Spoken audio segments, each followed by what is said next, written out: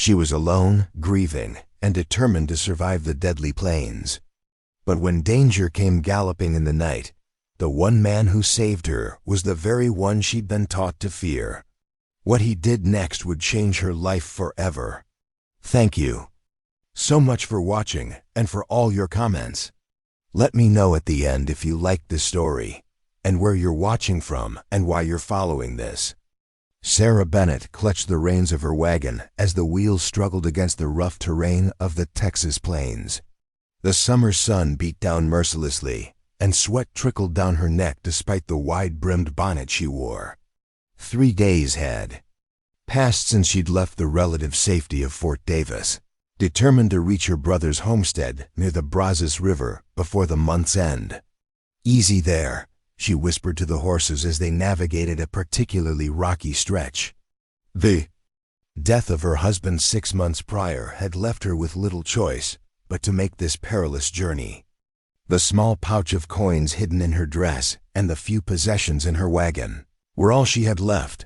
The landscape stretched endlessly before her, a sea of golden grass punctuated by the occasional scrubby mesquite tree.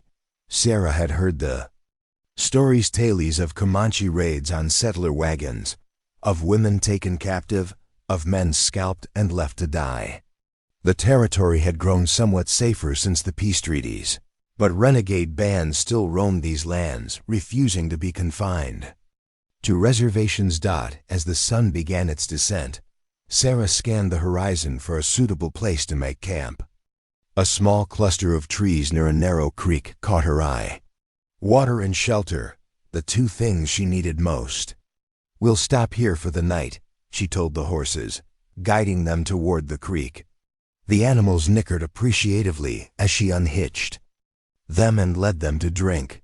Sarah's hands worked methodically as she set up her small camp, the routine familiar after days on the trail. As darkness fell, she allowed herself only a small fire, mindful of the attention it might attract. The crackling flames cast dancing shadows across her face as she warmed a tin of beans. The night was unnaturally quiet. No coyotes howled in the distance, no night birds called. Even the insects seemed to have fallen silent. Sarah's skin prickled with unease. A twig snapped somewhere in the darkness beyond her fire's glow. "Who's there?" she called, reaching for the rifle that had belonged to her husband. No answer came, but Sarah knew she wasn't alone. Her heart hammered against her ribs as she peered into the darkness, the rifle steady in her hands despite her fear. Then she saw them, 3 figures on horseback, silhouetted against the night sky. They approached slowly, deliberately, their features obscured by the darkness. "I have nothing of value," Sarah called out, her voice steadier than she felt. "Just leave me be." The figures continued their approach. As they drew closer, the firelight revealed their painted faces and feathered ornaments. Comanche warriors. The leader dismounted with fluid grace, his dark eyes fixed on Sarah. He was tall and powerfully built, with a single eagle feather in his hair and blue paint streaked across his face. A scar ran from his left eye to his jaw, giving him a fearsome appearance. "Woman alone," he said in halting English. "Dangerous lands." Sarah's grip tightened on her rifle. "I can protect myself." The warrior's lips curved in what might have been amusement. "Not from many enemies." He gestured to the horizon. "White raiders come. They follow wagon tracks." Sarah's blood ran cold. Bandits were often more dangerous than the natives, known for their brutality toward lone travelers, especially women. "How do you know this?" she asked suspiciously. "We watch, we see." The warrior pointed to himself. "I am called Swift Arrow." He indicated his companions. "We not harm white woman, but others come soon. You should go." Before Sarah could respond, distant hoofbeats reached her ears. Swift Arrow turned his head sharply, listening. "Too late," he said grimly. "They come now." The hoofbeats grew louder, and Sarah could now see the dust cloud raised by approaching riders. Swift Arrow barked orders to his companions in their native tongue. One of them quickly doused Sarah's fire while the other gathered her meager belongings. "What are you doing?" Sarah demanded. "No time," Swift Arrow replied. "Come with us or die here." Sarah hesitated, torn between two dangers: the approaching bandits and the Comanche warriors before her. Swift Arrow seemed to sense her indecision. "I give word of Comanche, no harm to you, but must decide now." The approaching riders were visible now, 6 men on horseback, rifles glinting in the moonlight. Sarah made her choice.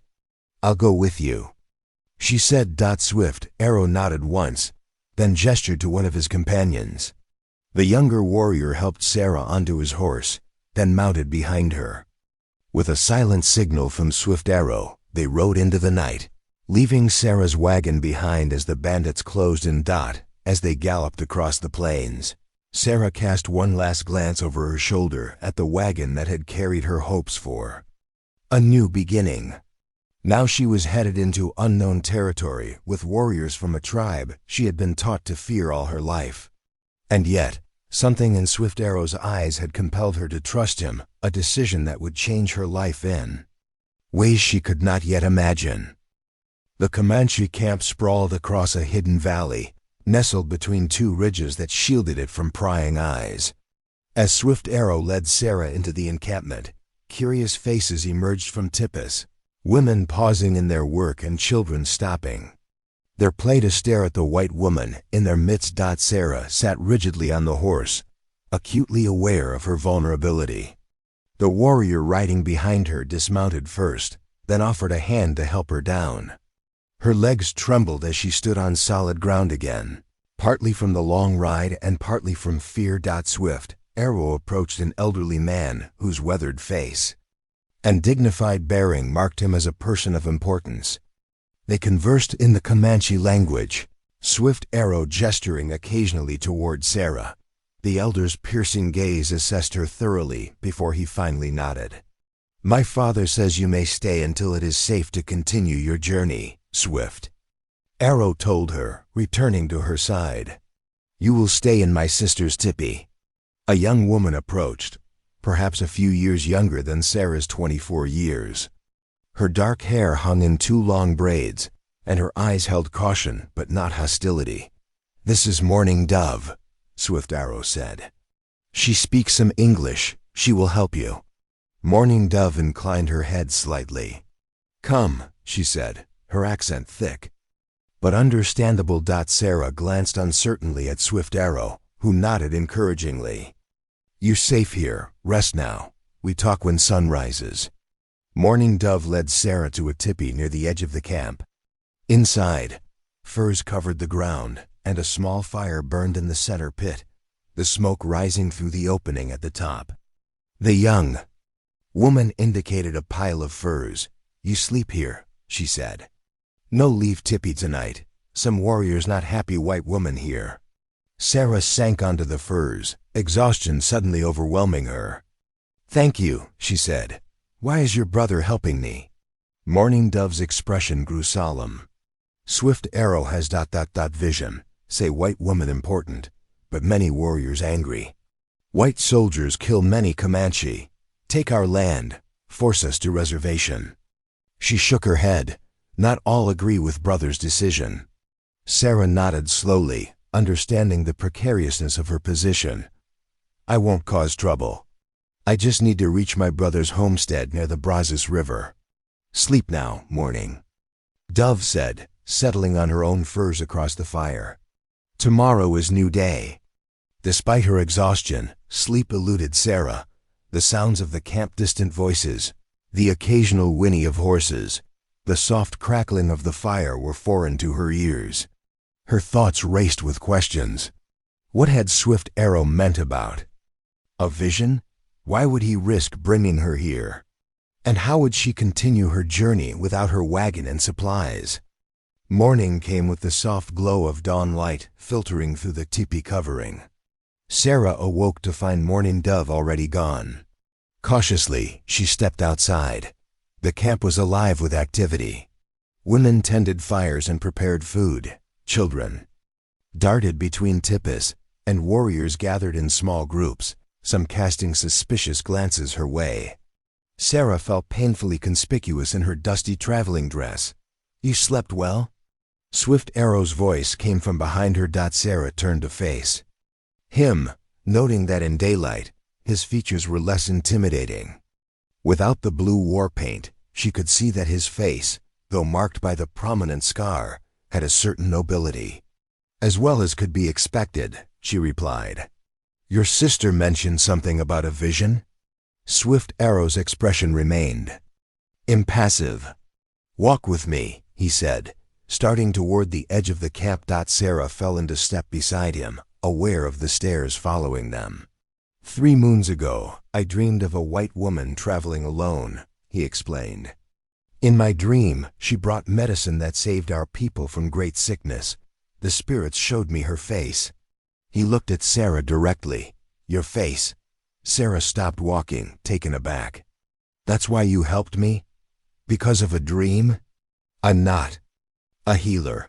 I have no special medicine." Swift Arrow's dark eyes studied her. "Dreams not always clear, but always true in some way." He resumed walking. "Why you travel alone? Where is your man?" "My husband died last winter," Sarah explained, hurrying to keep pace with his long strides. "Pneumonia took him. I'm traveling to my brother's homestead. He has land and needs help with his children. His wife died in childbirth last year." Swift Arrow nodded thoughtfully. "You know plants? Healing plants?" Sarah hesitated. "My mother taught me some simple remedies for fevers and wounds. Nothing special." "Maybe special enough," he murmured. They had reached a vantage point overlooking the valley. Swift Arrow pointed to the east. "Your brother's land, how far?" 4 days by wagon," Sarah said. "But without my wagon...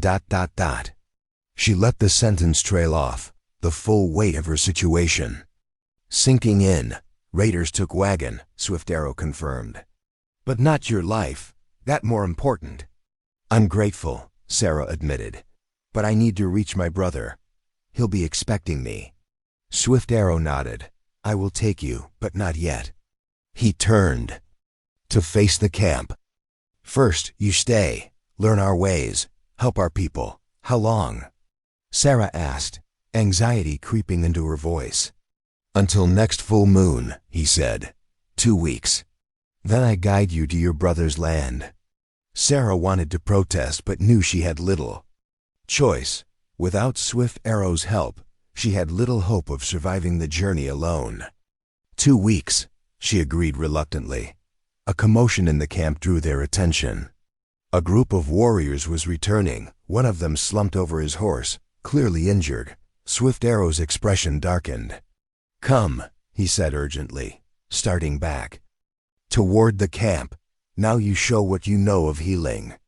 Sarah followed him, her heart racing. As they reached the injured warrior, she saw the arrow protruding from his shoulder, the flesh around it angry and swollen. "White raiders," spat one of the returning warriors in broken English, glaring accusingly at Sarah. "Same who follow Wagon." Swift Arrow silenced him with a sharp word, then turned to Sarah. "Can you help?" Sarah looked at the wounded man then at the faces surrounding her, some hostile, others desperate with concern. She took a deep breath. "I'll need clean water, cloth for bandages, and certain herbs if you have them," she said, rolling up her sleeves. "And someone to translate my instructions." As Mourning Dove hurried to gather the requested items, Sarah knelt beside the injured warrior. This was her chance to prove her worth to the tribe and perhaps to fulfill the vision that had prompted Swift Arrow to save her life. Days passed, blending into one another as Sarah adjusted to life in the Comanche camp. The wounded warrior, whose name she learned was Running Wolf, had survived the arrow wound without developing fever, a fact that had earned Sarah a measure of respect among the tribe. She had carefully removed the arrowhead, cleaned the wound with a poultice of herbs she'd recognized growing near the camp, and instructed Mourning Dove on how to change the dressings. Now, a week into her stay, Sarah sat outside Mourning Dove's tipi, watching the daily activities of the camp with growing familiarity. Children who had initially hidden from her now approached curiously, touching her blonde hair with wonder. Some of the women had begun to nod in greeting rather than turning away. "You learn fast," Mourning Dove said, sitting beside her with a half-finished basket in her hands. The young woman had become something of a friend, patiently teaching Sarah words in the Comanche language and explaining their customs. "I've always been a quick study," Sarah replied, attempting to mimic Mourning Dove's skilled weaving on her own basket. "My father used to say it was both my blessing and my curse. I want to understand everything I encounter." Mourning Dove smiled, this good quality. She lowered her voice. "My brother watches you." Sarah's hands stilled on her basket. She had noticed Swift Arrow's gaze following her through the camp, but had attributed it to his responsibility for her presence there. "He is the war chief?" Sarah asked, trying to understand the social structure of the tribe. "No, that is Black Bear." Mourning Dove pointed discreetly to a stern-faced warrior who had made no secret of his disapproval of Sarah's presence. "Swift Arrow is, how you say, one who sees. Has strong medicine, a shaman?" Sarah suggested that Mourning Dove considered the word similar. "He walks between worlds, speaks with spirits. Very respected, even by those who disagree with him." This new understanding of Swift Arrow's position made his decision to bring her to the camp even more significant. If he had risked his standing based on a vision. "There is council tonight," Mourning Dove continued. "About white settlers moving closer to our hunting grounds. About you also." Sarah's stomach tightened with anxiety. "Me? What about me? Some say you should go soon. Others say vision important, you should stay longer." Mourning Dove sat down. Her basket. "Black Bear say you spy for bluecoats." "That's absurd," Sarah protested. "I'm just trying to reach my brother." "I know this." Mourning Dove patted her hand. "Swift Arrow knows too." The sound of approaching horses interrupted their conversation. A hunting party was returning, led by Swift Arrow himself. Several deer were draped across the horses, a successful hunt that would feed the camp for days. The warriors dismounted, and women hurried forward to begin the butchering process. Swift Arrow handed his reins to a young boy and walked directly towards Sarah and Mourning Dove. "You should prepare," he said without preamble. "Council wants to hear from you tonight." Sarah felt a flutter of panic. "Hear what?" "I don't understand your customs, your ways of speaking in council." "Speak truth," Swift Arrow said simply. "Tell of your journey, why you travel alone, your brother's land." His eyes met hers steadily. "I will translate." As Swift Arrow walked away to help with the hunting bounty, Mourning Dove squeezed Sarah's hand. "Come, we prepare special clothes. Must show respect to elders." That evening, dressed in a simple buckskin dress loaned by Mourning Dove, Sarah followed Swift Arrow to the central fire where the council gathered. The elders sat in a semicircle, their faces grave in the firelight. Black Bear and other warriors formed another arc behind them. Women rarely attended council meetings, Mourning Dove had explained, but exceptions were made for important matters. Chief Gray Wolf, Swift Arrow's father and leader of the band, gestured for Sarah to sit across from the elders. Swift Arrow took a position between them, his role as translator placing him as a bridge between two worlds. The chief spoke in Comanche, his deep voice carrying across the hushed gathering. Swift Arrow translated. "My father asks why a white woman travels alone through Comanche lands when she knows the danger." Sarah straightened her spine, looking directly at the chief as Mourning Dove had instructed. "I had no choice. My husband died, leaving me with nothing. My only family is my brother, who has land near the Brazos River. He has 3 small children who need care since his wife died. I go to help him and to have a home again." As Swift Arrow translated, she saw some of the tension leave the chief's shoulders. He spoke again. He asks what you know of the white settlers moving closer to our hunting grounds. Do you bring news of the Bluecoats' plans? I know nothing of military plans, Sarah answered truthfully. I've had no contact with soldiers since leaving Fort Davis.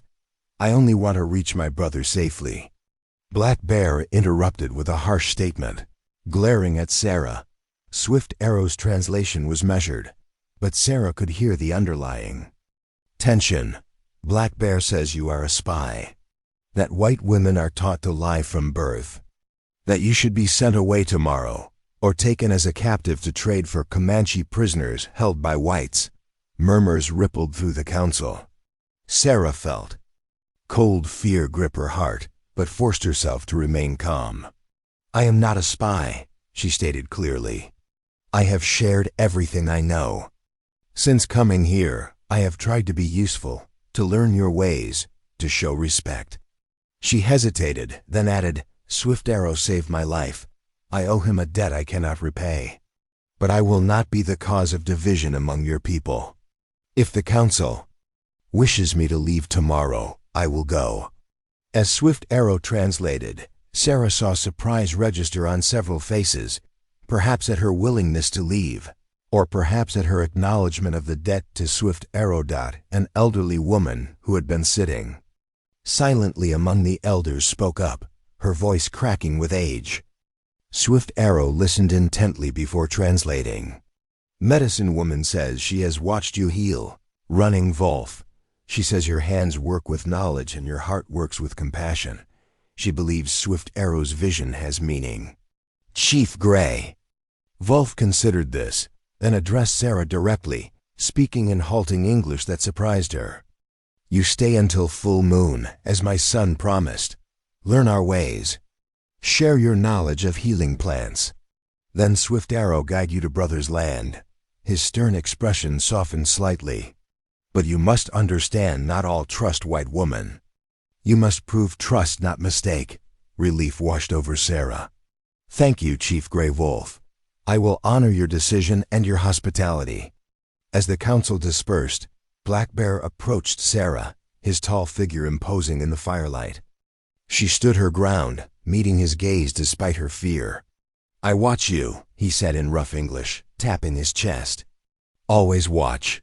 Swift Arrow stepped between them, saying something sharp in Comanche that made Black Bear's eyes narrow. After a tense moment, Black Bear stalked away. What did you say to him? Sarah asked. I reminded him of my father's decision, Swift Arrow replied, and that harming you would bring bad medicine to our people. He looked at her with an expression she couldn't quite decipher. You spoke well in council. I spoke the truth, Sarah said simply. Swift Arrow nodded. Truth has power. Even Black Bear feels it, though he fights against it. He glanced at the moon, just past half full. 7 more days. Then I take you to your brother. 7 days to prove herself worthy of the tribe's trust. 7 days to understand the vision that had brought her into this unexpected world. 7 days before she would have to say goodbye to people who were rapidly becoming more than strangers. To her as she followed Swift Arrow back through the camp, Sarah wondered why that thought filled her with such profound melancholy. The day of the full moon dawned clear and bright, the summer heat tempered by a gentle breeze that rustled through the camp. Sarah stood at the edge of the settlement, watching the sun rise over the distant hills, her heart heavy with conflicting emotions. In the 2 weeks she had spent with the Comanche, she had found an unexpected sense of belonging, a community bound by traditions and relationships that reminded her of the family she had lost. Morning Dove approached, carrying a small bundle wrapped in deerskin. For Journey, she said, pressing it into Sarah's hands. Medicine plants, food. Sarah embraced the young woman who had become her friend. Thank you for everything. You come back someday? Morning Dove asked, her dark eyes hopeful. The question caught Sarah off guard. I don't know if that would be possible. Morning Dove nodded, understanding the unspoken complications. You have Comanche heart now, always welcome in my tipi. The sound of hoofbeats announced Swift Arrow's arrival. He led 2 horses, his own powerful stallion and a smaller mare for Sarah. He was dressed for travel, with a rifle slung across his back and a knife at his belt. "You ready?" he asked, his expression unreadable as always. Sarah nodded, suddenly unable to trust her voice. Over the past week, she had worked closely with medicine women, documenting healing plants and sharing knowledge. She had learned to prepare food the Comanche way, to read the weather from the sky, to move silently through the forest. And through it all, Swift Arrow had been present, sometimes teaching, sometimes observing, always a steady presence that she had come to rely on more than she cared to admit. Chief Gray Wolf emerged from his tipi, approaching with dignified steps. To Sarah's surprise, he held out a necklace of polished stones and carved bone. "For protection," he said in his limited English. "You are friend to Comanche now." Sarah bowed her head as he placed it around her neck, deeply moved by the gesture. "I am honored, Chief Gray Wolf. I will never forget your kindness." Other members of the tribe gathered to witness their departure. Running Wolf, now recovered from his wound, nodded respectfully. Medicine Woman pressed a small pouch of special herbs into Sarah's hand with whispered instructions. Even Black Bear stood at a distance, his expression less hostile than it had been. Swift Arrow mounted his horse and extended a hand to help Sarah onto the mare. 3 days' ride to your brother's land, he said. If we start now, make good distance. First day. Sarah took his hand, feeling the strength in his grip as he pulled her effortlessly onto the horse. With a final wave to Morning Dove and the others, they rode out of the camp, heading east toward the Brazos River. They traveled in companionable silence for much of the morning, Swift Arrow leading the way through terrain that would have been impassable without his knowledge. By midday, they stopped near a small creek to rest the horses and eat some of the dried meat Morning Dove had provided. "You are quiet today," Swift Arrow observed as they sat in the shade of a cottonwood tree. Sarah traced patterns in the dirt with a stick. "I'm thinking about how much has changed. A month ago, I never would have imagined sitting here, sharing a meal with a Comanche warrior, wearing a dress made of deerskin." Swift Arrow's mouth quirked in what might have been a smile. "Life changes like river, always flowing, never same." "Your English has improved," Sarah noted. "I listen when you talk with Morning Dove, learn new words." He studied her face. "You sad to leave camp?" Sarah hesitated, then decided on honesty. "Yes, I found something there I wasn't expecting." "What thing?" "Purpose, community." She met his gaze. "Understanding." Swift Arrow nodded slowly. "These things important. More important than walls of white man's house or town. My brother needs me," Sarah said, as much to remind herself as to explain to Swift Arrow. "His children need a woman's care." "This also important," Swift Arrow acknowledged. "Family bond strong, like tribe bond." They resumed their journey, the landscape gradually changing as they moved eastward. The open plains gave way to more varied terrain, with stands of trees marking the courses of small streams that eventually fed into the Brazos. As dusk approached, Swift Arrow led them to a protected hollow suitable for making camp. He moved with practiced efficiency, gathering wood for a small fire while Sarah unsaddled the horses and saw to their needs. "You learn Comanche ways well," Swift Arrow commented as she expertly picketed the horses where they could graze. "I had good teachers," Sarah replied, warming at the compliment. They sat by the fire after a simple meal, the stars emerging overhead in a dazzling display. Sarah found herself studying Swift Arrow's profile, the strong line of his jaw, the scar that told of battles survived. "How did you get that?" she asked, gesturing to the scar. Swift Arrow touched it briefly. "Fight with Tonkawa warrior, 5 summers ago. He tried to take scalp." A grim smile. "I take his instead." Sarah shuddered slightly at the reminder of the Violent realities of life on the frontier. And the eagle feather you wear, does it have special meaning? Mark of vision quest when I became man, he explained. I fasted 4 days in mountains alone. Eagle came to me in dream, showed me path as one who walks between worlds. Is that why the others respect your visions, like the one about me? Swift. Arrow poked at the fire with a stick, sending sparks spiraling upward. My vision's never wrong. Different sometimes from what I think, but never wrong. He looked at her directly. Vision of you still not complete. Sarah's breath caught. What do you mean? Dream showed white woman bringing medicine that saves tribe. You helped running wolf, shared knowledge with medicine woman.